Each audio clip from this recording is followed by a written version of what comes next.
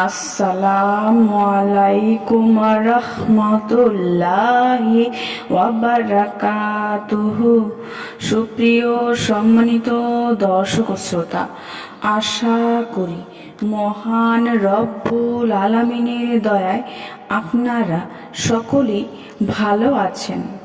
সুপ্রিয় সম্মানিত দর্শক শ্রোতা, আজকে হযরত আবু বকর রাদিয়াল্লাহু তাআলা আনহু থেকে একটি ঘটনা বর্ণনা করব। ঘটনার শিরোনাম হচ্ছে সাহাবী আবু বকর ও ইহুদি ফানহাস। সুপ্রিয় সম্মানিত দর্শক শ্রোতা, আপনাদের নিকট অনুরোধ থাকবে ঘটনাটি শেষ পর্যন্ত শোনার। একদিনের ঘটনা। কয়েকজন ইহুদি এক জায়গায় বসে ইসলাম নিধনের ব্যাপারে তাদের গোপন চক্রান্ত ও শত্রুতা নিয়ে কথা বলছিল। রাসূল সাল্লাল্লাহু আলাইহি ওয়াসাল্লামকে নিয়ে বেয়াদবিমূলক কথাবার্তাও বলছিল তারা। হঠাৎ সেখানে উপস্থিত হলেন হযরত আবু বকর রাদিয়াল্লাহু আনহু।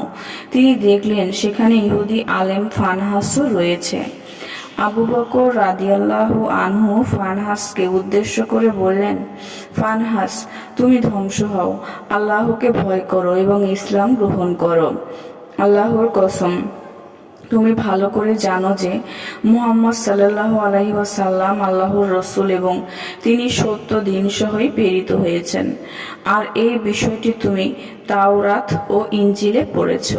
ফানহাস অশালীন ও কঠোর ভাষায় জবাব দিল, আবু বকর, আল্লাহর কাছে আমাদের কোনো প্রয়োজন নেই, বরং আমাদের কাছে তার প্রয়োজন আছে।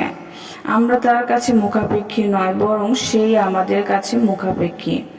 আমরা তার সামনে এমনভাবে মিনতি করি না যেভাবে সে নিজে আমাদের সামনে মিনতি করে। সে অভাবগ্রস্ত, আর এ কারণে সে আমাদের কাছে ঋণ চায়, যেমনটি তোমাদের সঙ্গী মুহাম্মদ বলে থাকে। তোমাদের সঙ্গী তোমাদেরকে সুদ খেতে নিষেধ করে আর আমাদেরকে সুদ দেয়। যদি সে ধনী হতো তাহলে আমাদেরকে সুদ দিত না। এটা শুনে হযরত আবু বকর রাদিয়াল্লাহু আনহু খুব রেগে গেলেন। তার চেহারা লাল হয়ে গেল, বাঘের মতো গর্জে উঠলেন তিনি। ফানহাসের চেহারায় খুব মারলেন আর বললেন, হে আল্লাহর দুশমন, আমাদের সাথে তোমাদের মধ্যে যদি পূর্ব নির্ধারিত চুক্তি না থাকতো তাহলে আমি তোর মাথা উড়িয়ে দিতাম। ফানহাস ওই অবস্থায় কাঁদতে কাঁদতে রাসূলের দরবারে হাজির হলো। রাসূল সাল্লাল্লাহু আলাইহি ওয়াসাল্লামকে বলল, হে মুহাম্মদ, দেখুন আপনার সাথী আমাকে কিভাবে মেরেছে।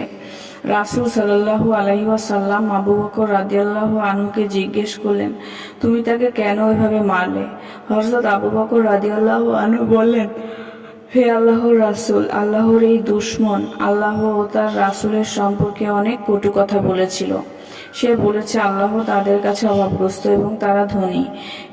সে যখন এই কথা বলল তখন আল্লাহর সন্তুষ্টির জন্য আমার রাগ মাথায় চেপে বসলো, ফলে আমি তার চেহারায় মেরেছি। ফানহাস চিৎকার করে এই কথা অস্বীকার করলো, বলল, মুহাম্মদ, আবু বকর মিথ্যা বলছে, আমি এমন কোনো কথা বলিনি। হযরত আবু বকর রাদিয়াল্লাহু আনহু সত্যায়ন করে আল্লাহ তাআলা নিম্নোক্ত আয়াত নাজিল করেছেন, যারা বলে আল্লাহ অভাবগ্রস্ত আর আমরা ধনী, তাদের কথা আল্লাহ শুনেছেন। তারা যা বলেছে তা এবং নবীগণকে অন্যায়ভাবে হত্যা করার বিষয়েও আমি লিখে রেখেছি। আমি বলবো, তোমরা দহন যন্ত্রণা ভোগ করবে। সুপ্রিয় সম্মানিত দর্শক ও শ্রোতা, আজকের ঘটনাটি এই পর্যন্তই। ঘটনাটি যদি ভালো লেগে থাকে অবশ্যই চ্যানেলটি সাবস্ক্রাইব করবেন, লাইক করবেন, কমেন্ট করবেন এবং বেশি বেশি শেয়ার করে দেবেন। সবাই ভালো থাকবেন। আল্লাহ হাফেজ।